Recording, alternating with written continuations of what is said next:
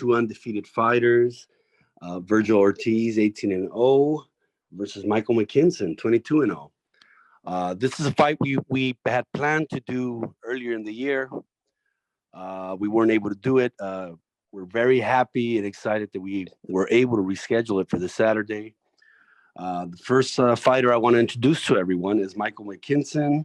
He's one of the top welterweights in the world, rated in most organizations in the top 10, 27-0, 22-0, sorry, 27 years old.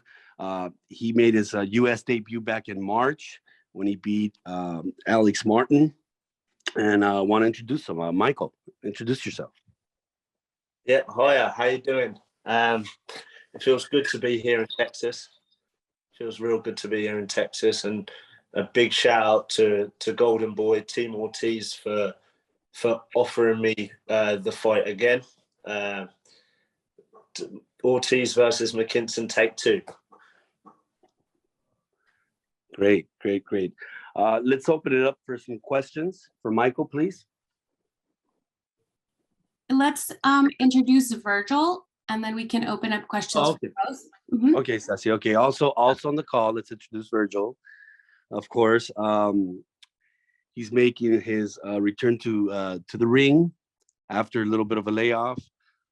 Virgil's one of the hottest welterweights in the world, knocking on the door for a world title. As I said a little earlier, undefeated, perfect knockout record, 18-0, 18 knockouts. We're very excited to have him back in the ring. Virgil, please introduce yourself. Hey, what's up, guys? It feels great to be back at home. It's really hot, but that's just what I'm used to. It feels great. I'm just ready to fight. It's been like a year. It sucks that a lot of things happen within that year, and it's taken a full year to come back around. But hopefully after this fight, everything's back in schedule. Great, beautiful. Okay, Cecilia, you want to open up for questions now? Yes, just a reminder, if you want to ask a question, please raise your hand virtually. I will call on you and you can unmute yourself. Please limit your questions to 2 questions per fighter to give everyone an opportunity. If you have a follow-up question, just raise your hand again and I will call on you if we have time.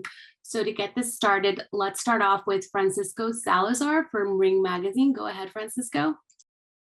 Good morning, Virgil. Good morning, Michael. Good morning, Eric. Good morning, everyone. Good morning. So, Virgil, I have 2 questions for you, and then I have one for Eric.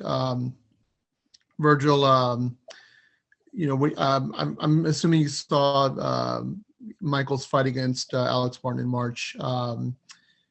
Did you sort of take away anything from that fight? And how was the preparation for that fight with your dad and with Manny Robles? Well, first off, I did see his fight, and what I saw was 2 southpaws that kind of had the same styles. Is a bit of a clash of styles.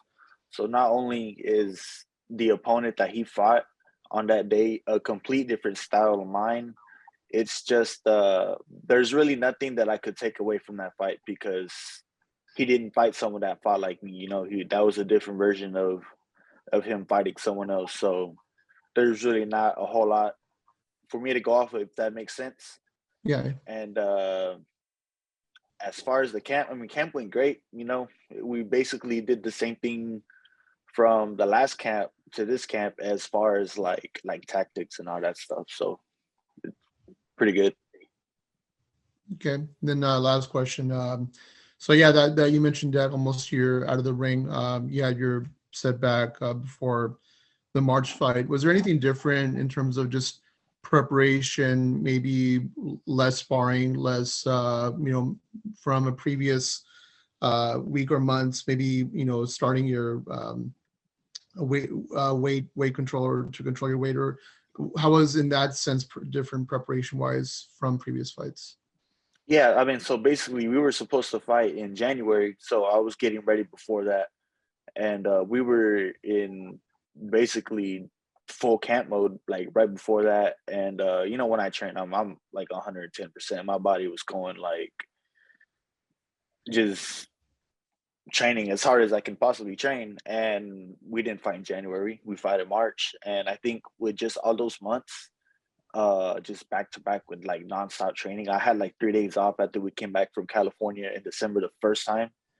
My body just couldn't take it anymore by the time we got to March. So I mean, this time we had no fall throughs with the schedule this time. My body feels great and we're ready to go. Okay, thank you. And then for Eric, just, you know, you've seen Virgil literally grow up in front of us. You know, you're credited with discovering him. How much have you seen his growth, not just for what he's done in the ring, but as far as how he's really like now knocking on the door for a possible world title shot, him, Michael? How much is just you Golden Boy really place emphasis on what you guys have done to lead him to this point? You know, for me as the promoter slash matchmaker, it's what's it's beautiful to watch a young kid like him develop into a world-class fighter. That's the part of the job that I enjoy, just watching the progression. Obviously, it was obvious when I saw him as an amateur, you know, he had a lot of power. He was knocking guys out in the amateur ranks with the bigger gloves. But now he's become so much more of a complete fighter, works off the jab well, the body shots, setting up the punches, the counter punches. He's a complete fighter. He's a complete fighter. And he probably, if we didn't have the layoff, he probably would have been fighting for a title now. But obviously, you know, we had the layoff, a little bit of a setback. He's 100% now. I was able to go see him in the gym last week. I was very impressed with his with the combinations he was throwing, what he was working on. Look, Michael McKinson's a world-class fighter as well. This is going to be a very tough fight. It's not an easy fight for him. It's a different style. He hasn't faced a style like this in a while. But it's part of it. You know, if you're going to get to that promised land, if you're going to get to a world title fight and have a chance to win, you have to fight the top fighters in the world. And that's what you have here. Two top, highly rated fighters fighting each other, both undefeated, both young, both hungry. This is what it's all about. This is what makes our job fun, being able to see these type of fights. Great. Thank you, Eric. Good luck to you, Virgil, and good luck to you, Michael. Thank you for your time. Thank you. Thank you. Thank you. Thank you, Francisco. We had some new people join us. Just a reminder, stay on mute at all times unless otherwise called on. If you have a question, please raise your hand virtually. Next, we have Ernesto Amador from No Puedes Jugar Boxeo. Go ahead, Ernesto. Good morning, everybody. Let me start first with McKinson, and then I'm going with Virgil. Virgil, McKinson, everybody's talking about the things that you don't have. But we need to talk about the things that you have. You're a great boxer, you're hungry, and you're lefty. So could you describe yourself as a fighter? Because I truly believe, and I agree with Eric, it's not going to be a really easy fight for any side. So describe yourself, because I truly believe you're a great boxer. I was watching your fights, and maybe you don't have so many knockouts, but you're a great fighter, lefty again, and you're hungry. Yeah, over in the UK, I'm known as being a very awkward, very sorry. No, go ahead again. Can you see me? Yeah, now I can see you. I'm having some issues. Can you see me? Yes, just move your camera up a little bit, like tilt it up. Wait there. Yeah. There you go. If you want to keep it in that and that works better for you, that's fine. I'm nice. There you go. Oh. Yeah. So I can still talk anyway, even if you can't see me. Yeah, so over in the UK, I'm known as a tricky southpaw. I don't think I get enough credit as I'm a very smart southpaw. I'm actually a right-handed lefty. People don't really know that. You don't get to 22-0, winning 4 international type titles along the way for not being a good fighter. I believe I'm a very good fighter, but haven't had the opportunity to prove that I'm world class. Along the way, I've never had the luxury of picking and choosing who I get to fight next, etc. I've had to take risks from early on and be the B-side from early on to get to where I am, to get to the opportunities and take the opportunities to get to where I am right now, you know. So I believe that my rise has been a lot sweeter than most others. Somebody tweeted this week, actually, that on my second professional fight, I fought at a cricket ground in Northern Ireland in front of 500 people. I think it held 500 people. And compare that to Virgil's second fight, he fought on a Canelo undercard, you know. So my rise has been from the very bottom to get where I am, but what people don't realize is I'm here in merit of everything that's happened along the way. I deserve my opportunity to fight Ortiz, and I've earned it the hard way. So I'm excited to be in Texas. I'm excited to show more to my ability than I've been able to show in my previous fights, because in my previous fights, I've coasted points wins against good fighters, but I've not been in any trouble. I've not had to dig deep. I've not had to go somewhere that I've never been before. And I know I'm going to have to in this fight. So I'm looking forward to it. I'm excited for Saturday and I can't wait. Okay, thank you. And now let me go with Virgil. Virgil, it's always a pleasure to talk with you. It's been like a year, right? How's the feeling to return after 1 year, of course, in your hometown? How is the feeling? Because maybe a fighter like you, it feels like desperate to return to the ring. How was the feeling now, days before? Yeah, it feels great. First of all, how are you doing there? So it's been a long time. It's been great.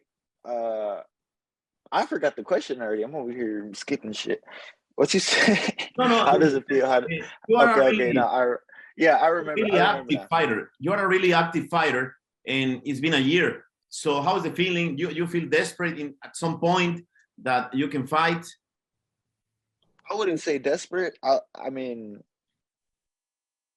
fortunately, time is on my side. I'm only 24 years old. At the same time, I don't want to be wasting time. You know, I should have fought 3 or 4 times already by this time since August, and that's time we won't get back. But I try my best to remain optimistic about any scenario, no matter how negative it is.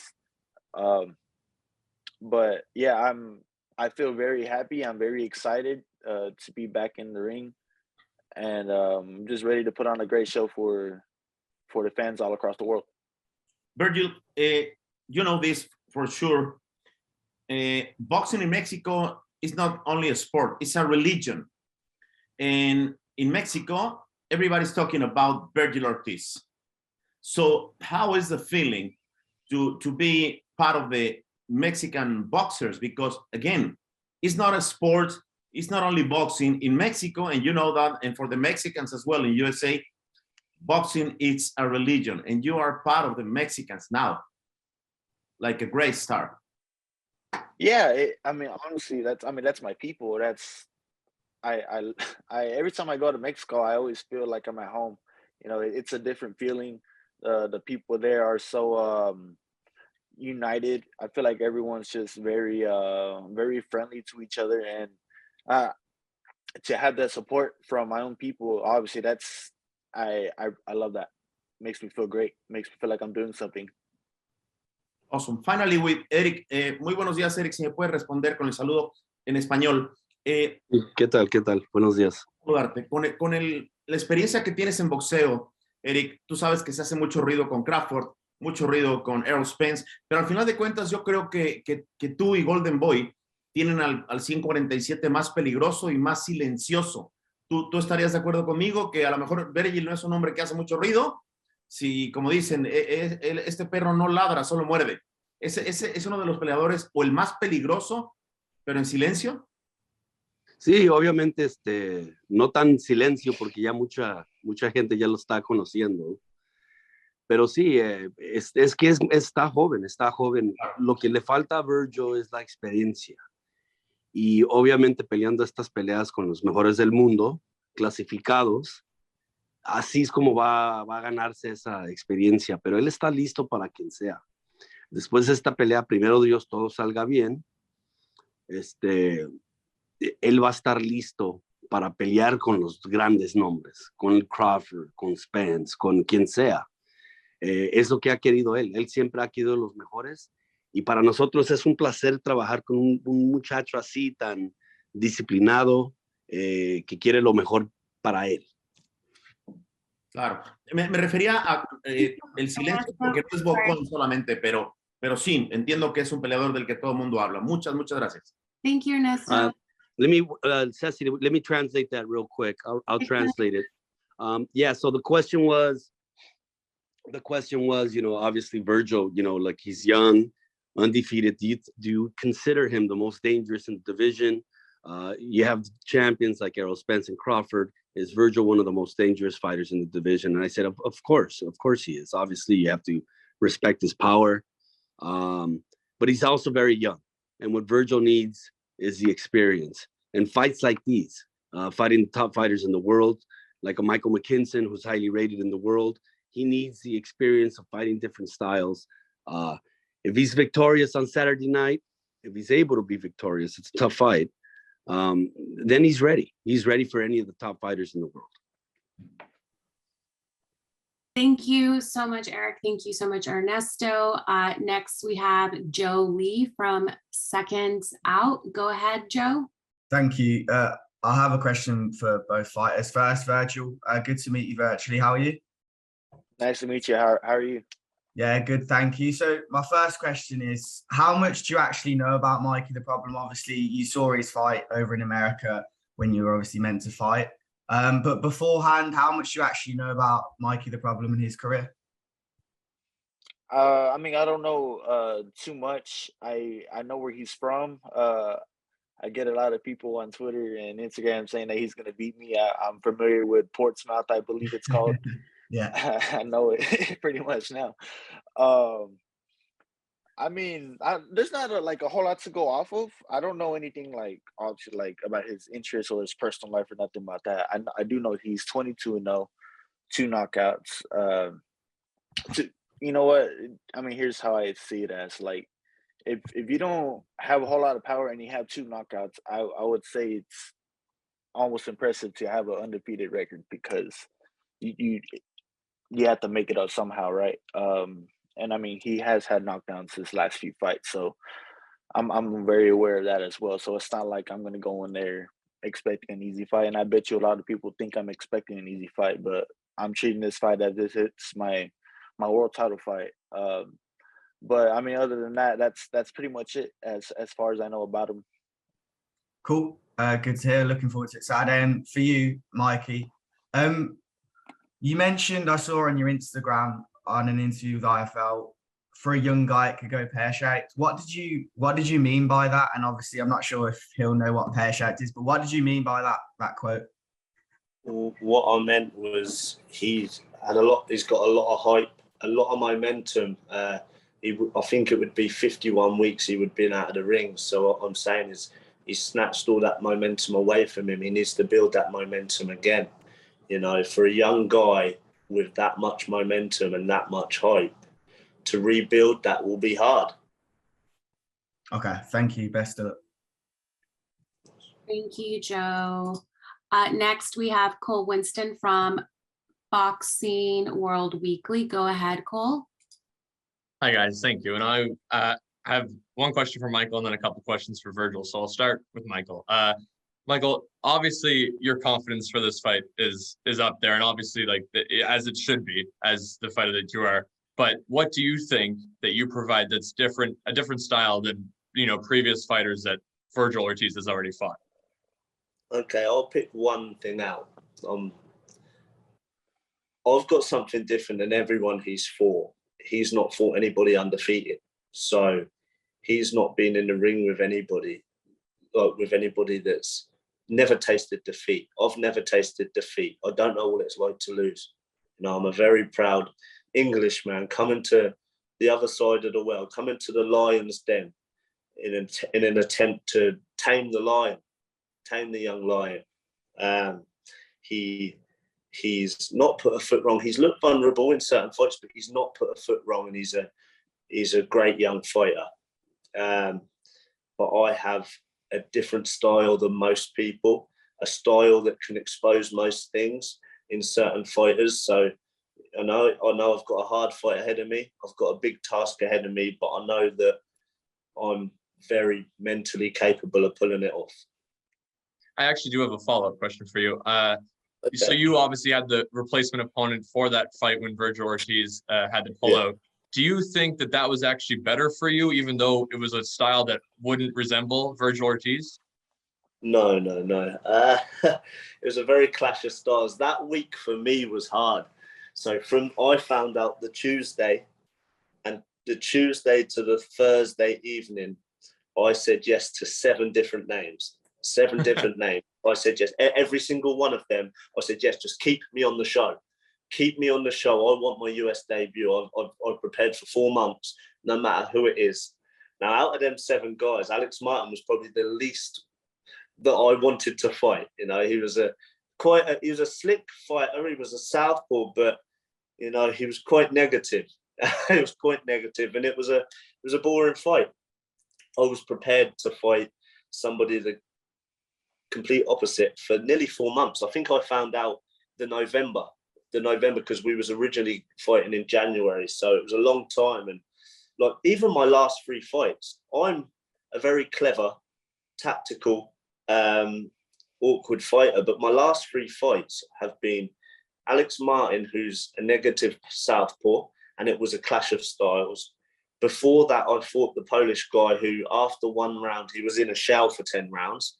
So I had to try and before that was I fought a guy over in it was in Gibraltar called Chris Congo, I was the B side. He was favoured, and I was on the front foot, and I was the one making things happen for the whole fight. And people that know me, I'm better when there's somebody coming to take my head off. You know, I get excited about being in that danger zone. But I haven't been able to do it in a long time. I haven't been able to do it as I've been going up levels. So yeah, people really haven't seen half of what I can do, I believe. You know, so yeah, I'm excited for Saturday night. That's awesome, man. That's glad to hear. Good luck to you on Saturday. And my 2 questions for Virgil. I'll start with, obviously, you've mentioned in the past, like this, it's been a year that you haven't been in the ring. Win, lose on Saturday night. Do you plan on being more active this year, regardless of that world title shot, Virgil? For sure. You know, that's the minimum amount of fights that I want a year is 3. I would like to always get 4. If we can shoot for 5, I don't know if that's possible, but I'm more than willing to do it. You know, I just want to get some rounds, and I want to get this experience. And boxing career is probably the shortest career of any sport. So I want to make sure that I put in as much work as I can. I agree. And my last question for you is, I read the article on Boxing Scene today, and it mentioned, you know, if you don't get that world title shot soon, you're looking to move up to 154 based off of what has happened, obviously, in your previous camp. So I'm wondering, is there a timeline in your head for that? Is there a timeline where if that world title shot doesn't come by the end of 2022 or by the end of 2023, that you have a timeline for when you're going to move up? They might have misquoted me. I said that I wasn't going to move up until I get a world title. Yeah. So what I'm saying is, if that world title doesn't come, like, obviously you want that world title as soon as possible. So, or is there no timeline? You're not moving until the world title shot comes. I'm not moving. No. That's good. That's good. That's what I was looking to hear. So thanks, Virgil. Good luck on Saturday. Thank you. Yeah, thank you. Thank you, Cole. Next, we have Ryan OHara from nyfights.com. Go ahead, Ryan. Hey, how's it going, guys? Thank you for having me on. Thank you, Virgil. Thank you, Eric. I have 2 questions for Virgil, and then I have 1 question for Eric. We'll start with the rhabdomyolysis. you know, obviously that's what caused the initial fight with McKinson to be postponed. What have you learned from that whole situation? And, you know, have you adjusted anything in training to avoid that sort of situation again? I've learned a lot of things, and especially things like interviewers and reporters talking about stuff that they don't know, especially on Twitter, including you. And for that reason, I will not be answering your questions today or ever. Of course, respect with that. Eric, my question for you is obviously, you know, Golden Boy had some issues with, you know, with the Jermell Charlo Jaime Munguia fight, with the negotiations. You know, there was a deal, and then, you know, the idea was to have a joint pay-per-view between Showtime and DAZN. And then I don't know how to pronounce the chief operating officer with Golden Boy. He said that, you know, Tank Garcia has to be a joint pay-per-view as well. If we're talking about Virgil, you know, getting a title shot and potentially fighting ERROL Spence in the future, who's with PBC, do you see an issue in getting Virgil that title shot, given the strategy that Golden Boy has been taking these past few months? No, not at all. Not at all. There's always a way. In fact, with the Charlo fight, there was never a deal done. We had preliminary talks, and it was very apparent from the beginning that we weren't going to be able to get it done in a timely fashion. We've continued talks. Everything's going smoothly. We'll see. We're always going to try to get our fighters the best fights possible. We're always willing to bend. We're always willing to work things out. And that's our position. You know, there's always a way. There's always a solution for any problem. And that's how we've been successful in the past, making big fights. All right. Thank you very much. Thank you, Thank Brian. Thank you. Next, we have Ismael Salam from Beats Boxing Mayhem. Go ahead, Ismael. Thank you. First question is for Michael. I wanted to ask you about, you mentioned that you're an undefeated fighter. You're going to be the first undefeated fighter that Virgil's facing. I think a lot of people are also overlooking that you have several undefeated fighters that you've beaten in your career, I believe about 4. And the one that we most know over here will probably be Ryan Martin. I wanted to get your take on if you've noticed a difference in the ring between facing defeated fighters or undefeated fighters, being that we normally assume undefeated fighters don't know how to lose, so they're a little bit more aggressive. Do you see that in the ring in the fighters you have fought that were undefeated? And what do you see in Virgil with him being an undefeated fighter as well? Undefeated fighters are hungry. They're hungry. They're proud. They're hungry people. And, you know, not only have I taken undefeated records before, I've taken undefeated records in their backyard. But the Ryan Martin, I think that you know, is a different Ryan Martin to the one I fought. There's a US Ryan Martin, there's a UK Ryan Martin. The UK one that I beat is not as good. but yeah, I've taken undefeated fighters' records in their own backyard, and I've gone into hostility to do it. And you know, like, I know this is on a bigger scale, coming to Texas, fighting Virgil Ortiz in his backyard. So it's going to be hostile. But I'm built for this. I'm built different. Like, if people looked into my rise and my record, from early on, I've taken gambles to go to people's backyards and define the odds and come out victorious, fight these young, hungry fighters at a lower level, granted. But now I'll get to do it. Probably the young fighter that's tipped for superstardom in Virgil Ortiz. He's a great young fighter.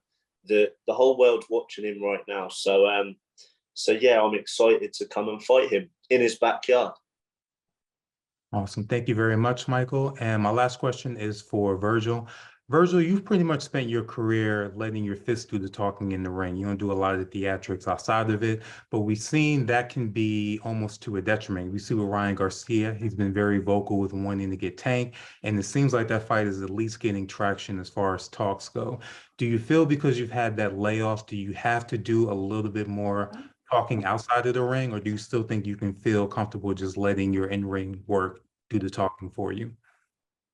I feel like, see, if I start talking outside of the ring, you're gonna you're gonna tell right away that's not the kind of person I am. So I'm not gonna sit here and try to fake it and be someone that I'm not. That's just that I'm not good at doing that. I mean, I can do it if I want to, but it's gonna be pretty obvious that that's not the kind of person I am. So I'm just gonna stick to letting my fists doing the talking and let my skills pay the bills. I guess that's cheesy as hell, but yeah, that's pretty much my answer. Got it. Virgil and Michael, thank you both for your time. Thank you. Thank you, Ismael. Next, we have Kendrick Johnson from MMA Weekly. Go ahead, Kendrick. How you doing? I got a couple questions for Virgil and one for Michael. My first one's for Michael. Michael, with only having 2 knockouts, how do you feel that your lack of knockouts is going to be able to keep Virgil off when we know that everybody he's fought has sooner or later succumbed to his pressure and been stopped just about? Sorry, can you say that one again? I didn't quite make the whole question. I said, with you only having 2 knockouts, how are you going to be able to keep Virgil off of you, since that's what he does? He pressures, he breaks somebody down against people that have been stronger punchers than you, and they haven't been able to keep him off of them. So how are you going to be able to keep him off of you on Saturday night? I've fought bigger, stronger, big punchers, sparred big punchers. I've been in the ring with big guys my whole life, and I don't believe the reason I've got 2 knockouts, it's not that I can't punch. It's because it's been so easy outpointing these guys, and I say it's been easy, but I've been comfortable. As I've stepped up levels, I've been comfortable. You can look back at 22 fights, and if you can find a fight where I've looked vulnerable and I look uncomfortable and I've had to dig deep, then please show me. I've not been in a fight where I've had to dig deep. I believe Virgil will 100% take me to places I've never been before. And that's when people know I've got a good boxing brain. Now it's time to show people I've got a big boxing heart. I don't believe my knockouts lack of knockouts has affected my rise, so it shouldn't affect me being at the world-class level. You think you're going to have to take some chances on Saturday to beat him in his backyard and shock the world? Of course. I can't just come over and nick a win. I'm fighting Virgil Ortiz in his backyard. I have to make sure I win clear. I have to make sure I take chances. I have to take advantage of every opportunity possible. So yeah, we know, and we're well prepared. And next question for Virgil. Virgil, as we know, hello. So next question for Virgil. As we know, every time you come out and you put on the show, are you getting tired that your fights, when leading up to the fights, like you get more questions about people in the future and future opponents and title shots more than your actual opponent, Virgil? Yeah, I always get questions like, all right, after this fight, not looking past. I'm like, well, just you asking me that question is already looking past the opponent. You know, it doesn't matter what you say before that question. It's just like, dude, let's focus on this fight. Ask me questions about this fight. And what do you, there's like 2 names you can ask me after this fight. You know, you got Spence or Crawford. You know, well, what am I gonna say? They're tied up right now. When am I gonna fight them? I don't know. Who do I think is gonna win? I don't know. There's a lot of I don't knows I can tell you about those questions, and you're just not gonna get anything different because 100 other people have asked me that same question already. That's why I'm not asking that question. So with the long activity streak, do you have to feel like, even though you're a rising star, you're a known KO artist, do you feel that you have to put on a show and send out a message or put out a statement, since people kind of question you since the long layoff? Is he still that guy? There's been a lot of people doubting me, and I feel like that's really stupid of them, because if there's one thing that I'm good at doing, and it's probably the only thing I'm good at doing, is boxing. And I don't know, it's just I wouldn't say it's how do I say it? What was the word? It's not like it bothers me, but it does bother me that people are doubting me, and I'm just gonna have to show them, I guess. I mean, what else can I do? I don't talk. I'm not gonna sit out here and talk every heckler on Twitter and Instagram. I'm just gonna do what I do best, and that's box. And final question for me: do you think this is just some fake bravado? He's talking a lot of good game and act like he basically gonna stand in the pocket with you and trade the way he's put on this persona. Do you think that's just leading up to the talk? Are you gonna see a different guy on Saturday night, or do you think he really is gonna be that guy taking chances on Saturday night, trying to shock the world? I've seen him fight, and he carries a lot of pride with him. So I don't think it's vibrato at all. Okay, thank you, Lux, yeah. Kendrick. Thank you, Kendrick. All right, we are going to take 2 more reporters next. We just need to start wrapping up this call. And next we have Steven Cureno from KO Artist Sports. Go ahead, Steven. Hello, everybody. Just got a couple questions for Virgil. Virgil, it's good to see you back, man. Talk about McKinson's obviously a southpaw. Talk about the southpaw battle. I've seen you sparring southpaws for the first camp with this fight, and you have a unique perspective on the foot battle and stuff. Talk to me about just the fighting a southpaw and just what that does as far as kind of your career, being that, you know, some of the bigger guys in welterweight are southpaws. Yeah, southpaws are literally the mirror image of right-handers. So naturally, we are farther. We are a lot farther compared to fighting someone that stands the same way as you. I mean, really, it's the same, but it's not. There's a lot of pros and cons to being a southpaw or orthodox fighter. I mean, really, it's just a lot of things that go without saying, you know. And last one, man. I saw you pull up the guitar right now. What you working on, man? What are you said you were only good at boxing. I think I would disagree with you, man. I think the guitar is getting pretty good. Well, you see, for me, when I say I'm good at something, it means I can make a living off of it. I can't make a living off of guitar. I mean, I'm okay at it. I do it as a hobby, but I couldn't do that. But I was playing John Mayer right now, if that's what you were asking. Right. Man, you could go to that bar across the street. I'm sure they could set you up right there. You could sell out that place at the, what is it, the Urban Cowboy, whatever that bar is across the way. I don't even know, man. All right, Virgil. Best of luck, man. Thank you both.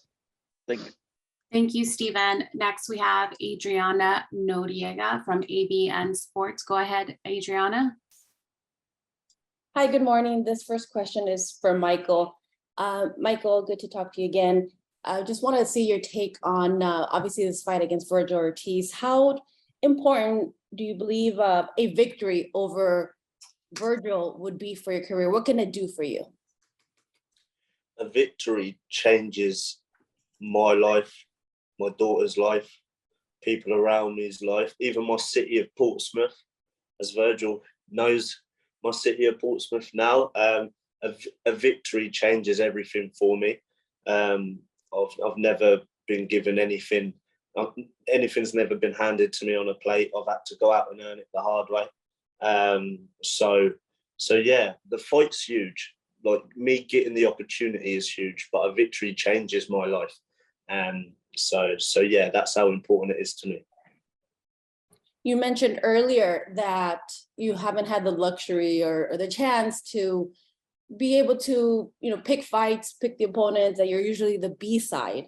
So I'll ask you this: if you were given the chance, the opportunity to pick your next opponents, who would you have in mind?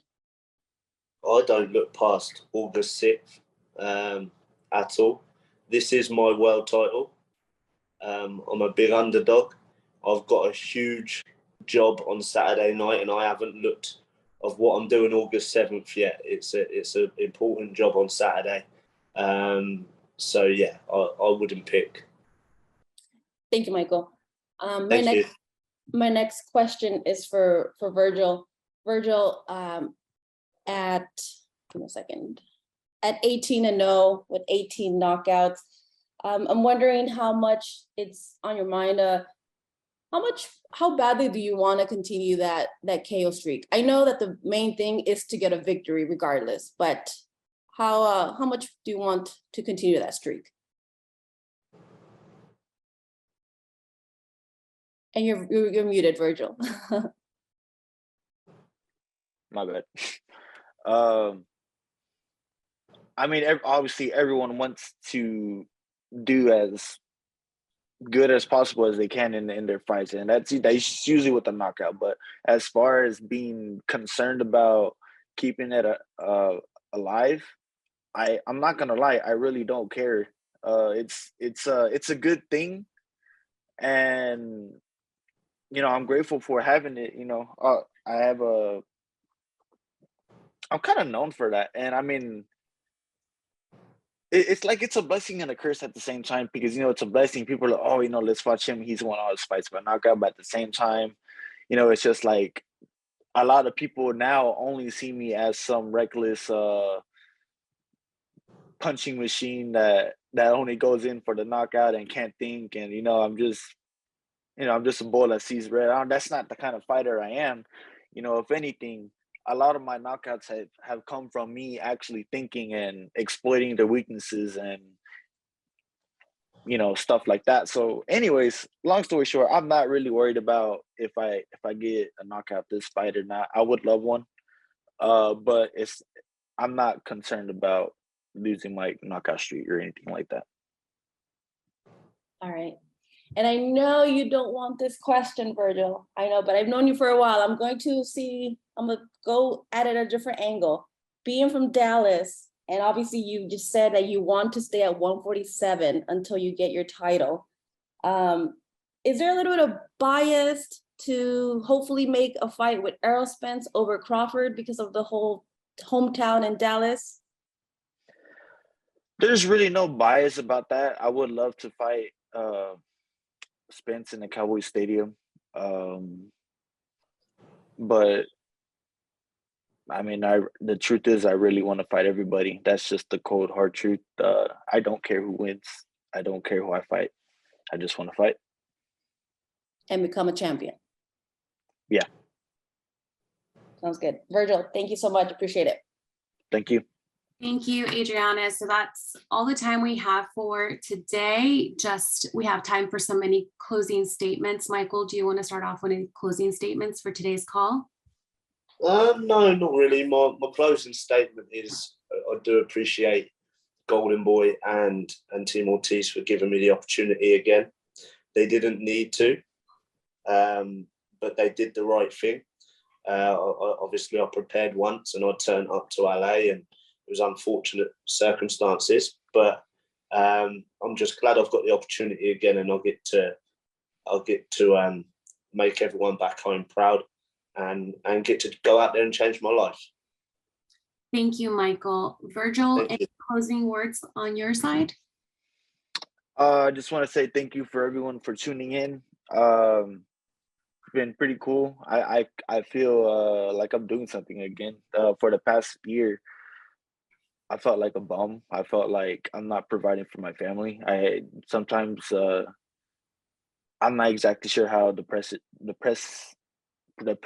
feels, but just being stuck in my room, having no sense of reason of being here, that's like one of the hardest things I had to do, and seeing Michael fight, and I'm not the one fighting him, it kind of hurt a little bit. Just it sucked.